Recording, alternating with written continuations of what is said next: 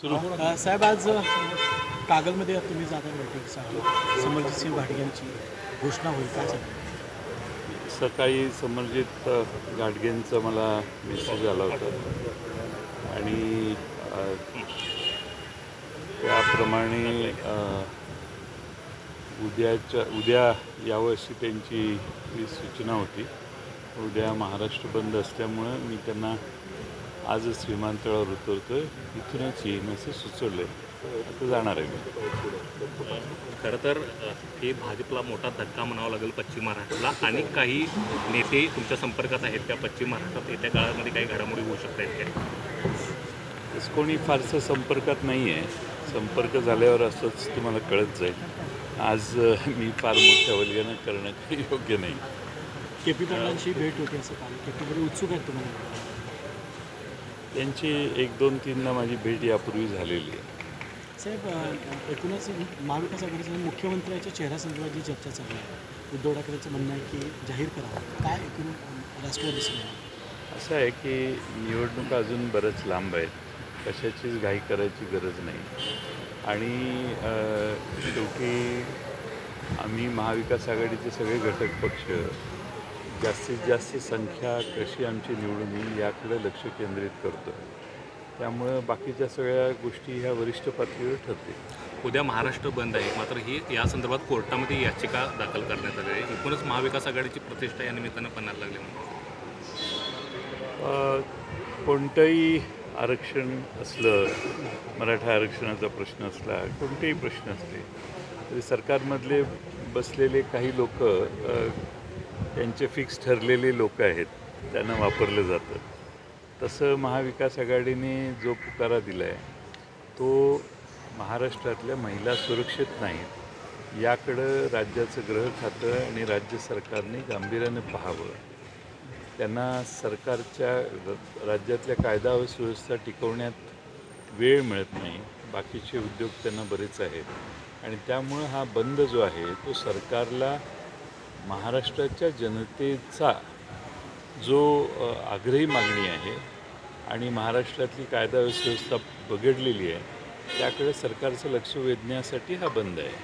आता कोर्टात कोणी कुणाला पाठवलं हे मी सांगण्याची गरज नाही. सर, तुम्ही साखर कारखानदार आहे म्हणून एक प्रश्न विचारतो. महायुतीच्या कारखानदारांना झुकतं माप दिलं जाते, महाविकास आघाडीच्या कारखानदारांना त्या पद्धतीनं मदत मिळत नाही. कोर्टानंसुद्धा या संदर्भात असं महाविकास आघाडीमध्ये एखादा कारखानदार असेल तर त्याला सत्तारूढ बाजूला येण्याच्या विषयी दबाव टाकला जातो आणि त्याचं कर्ज प्रकरण जर केलं असेल, NCDCकडे प्रस्ताव पाठवायचा असेल तर पहिल्या यादीत आलेलं दुसऱ्या यादीत थांबवलं जातं. वरून मंजूर करून आलं तरी थांबवलं जातं. मला वाटतं की राज्य सरकार हे सर्व केसेसकडे समान दृष्टीनं बघत नाही. पक्षपात करून काम राज्य सरकार सध्या करतं आहे.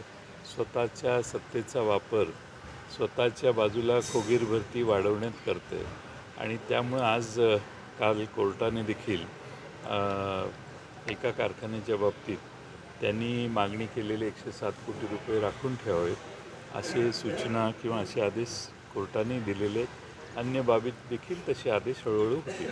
काल मुख्यमंत्री कोल्हापूरमध्ये आले होते. लाडकी बहीण योजनेचा त्यांनी वचनप्रती सोहळा केला, मात्र विरोधकांचा यामुळे पोटशूळ उठल्याचा आरोप आहे त्यांच्यावर केला जातोय.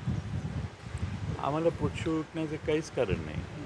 तुम्ही सरकारी तिजोरीतून पैसे वाटताय, पैसे वाटून सरकारी तिजोरीतूनच इव्हेंट करताय. तुम्हाला तुमचा आत्मविश्वास नाही आहे. आता महाराष्ट्रात महिला सुरक्षित नाही, त्यामुळं महिला, लहान बालकं, लहान मुलं, आया बहिणी सगळ्या रस्त्यावर यायला लागल्या आणि सरकारला सांगतात की आम्हाला सुरक्षितता जास्त महत्त्वाची आहे आणि सुरक्षितता नसेल तर बाकी कुठलीही मदत उपयोगाची नाही. हे राज्यातल्या महिला सांगतात. त्यामुळं सरकारला असं वाटतं की आपण पैसे दिले की बाकी सगळ्या गोष्टी राजरोज चालू राहिल्या, त्या महिलांच्यावरचे अत्याचार, महिलांच्यावरचे सगळे प्रसंग याकडे दुर्लक्ष पोलिसांनी केलं तरी चालेल अशा आविर्भावात सरकार वागतं आहे आणि म्हणून महाराष्ट्रातली जनता सरकारवर चिडलेली आहे. साहेब, विधानसभेच्या निवडणुका जशा जवळ येत आहेत तसा देवेंद्र फडणवीसांचा जो एक महाराष्ट्रातला गट आहे तो थोडा मागं सरकताना दिसतोय. उदाहरणार्थ समरजित सिंह देवेंद्र फडणवीस मानत होते ते आता राष्ट्रवादीसोबत जात आहेत. करवीरमध्ये ही परिस्थिती आहे, पश्चिम महाराष्ट्रात विविध जिल्ह्यांमध्ये ही परिस्थिती आहे. तर महायुतीमध्ये खरंच देवेंद्र फडणवीसांची पिछेहाट होती असं वाटतं. त्यांना तिकीट दिली जात नाही. खिंडार पडायला सुरुवात झाली का? एक तर एकनाथ शिंदेनी बरीच मजल मारलेली आहे. त्यांनी इतर दोघांना बरंच मागं टाकलेलं आहे. त्यांनी दिल्लीचा कब्जा घेतलेला आहे.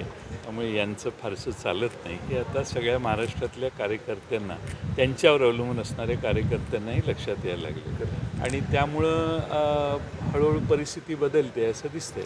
फडणवीसांच्या विरोधात अनिल देशमुख आहे ते आक्रमक होताना पाहायला मिळतात. त्यांचा आणि फडणवीसांचाच नागपुरात सामना होईल असं वाटते.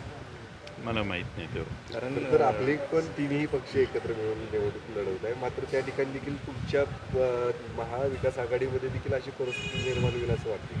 कशा पद्धती सगळा नाही, असं वाटत नाही, कारण मनाने एकत्रित आलेले हे तीन पक्ष आहेत. त्यामुळं एकमेकाशी सल्लामसलत आमची चांगली आहे. तिन्ही पक्षात कम्युनिकेशन चांगलं आहे. पलीकडं तिघं जी आहेत त्यातल्या दोघांच्या रीडीची तांगती तलवार असल्यामुळं नाईलाजाने जाऊन मिठ्या मारलेल्या आहेत. त्यामुळं संवाद कमी आहे. कागलचा प्रश्न सुटला, मात्र चंदगडचा प्रश्न अद्यापही कायम आहे.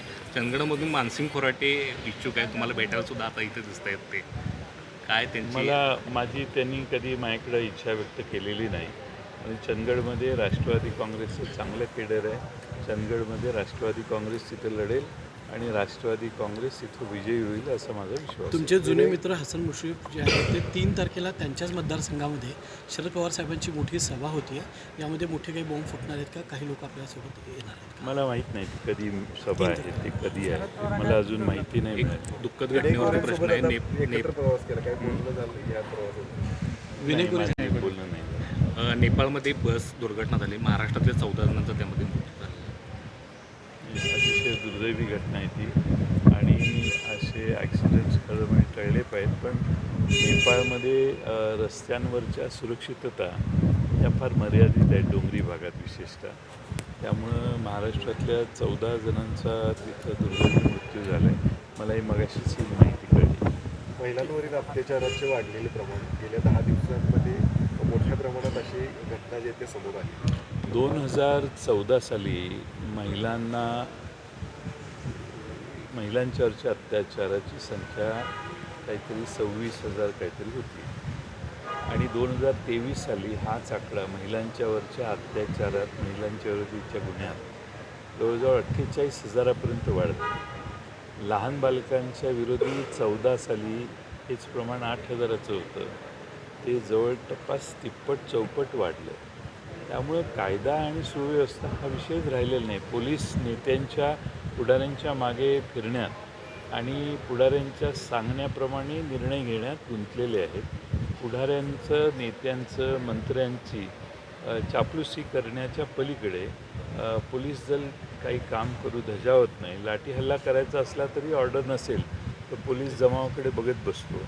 एखाद्याला सोडवायचं असेल तरी पोलीस काय घटना होईपर्यंत समोर असूनही कोणती कृती करत नाही.